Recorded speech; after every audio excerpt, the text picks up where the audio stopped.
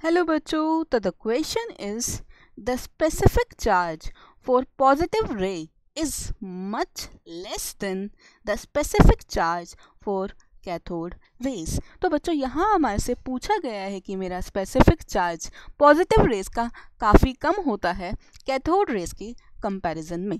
तो बच्चों सबसे पहले तो हमें पता होना चाहिए कि हमारा स्पेसिफिक चार्ज क्या होता है।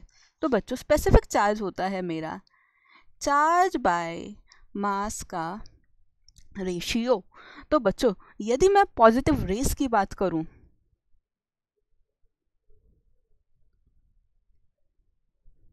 तो पॉजिटिव रेस में होते हैं मेरे आयनाइज्ड एटम्स, और यदि मैं बात करूं कैथोड रेस की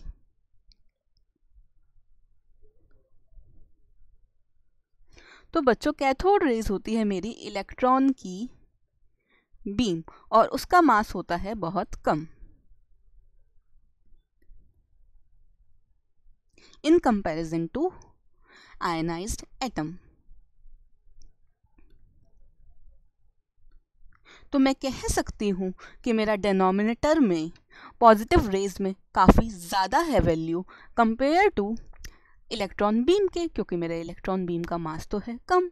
तो इसीलिए मेरी वैल्यू कम होती है चार्ज बाय मास की for positive rays in comparison to cathode rays के।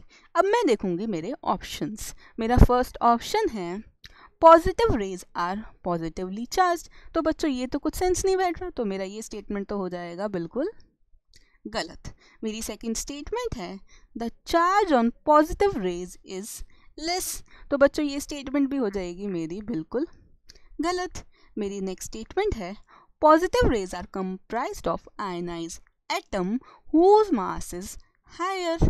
तो बच्चों मेरी पॉजिटिव रेज में होते हैं आयनाइज एटम जिनका मास होता है बहुत ज़्यादा, और यदि मेरे डिनोमिनेटर की वैल्यू ज़्यादा होगी तो उसकी वैल्यू हो जाएगी ओवरऑल कम। तो मेरा करेक्ट आंसर होगा ऑप्शन नंबर सी।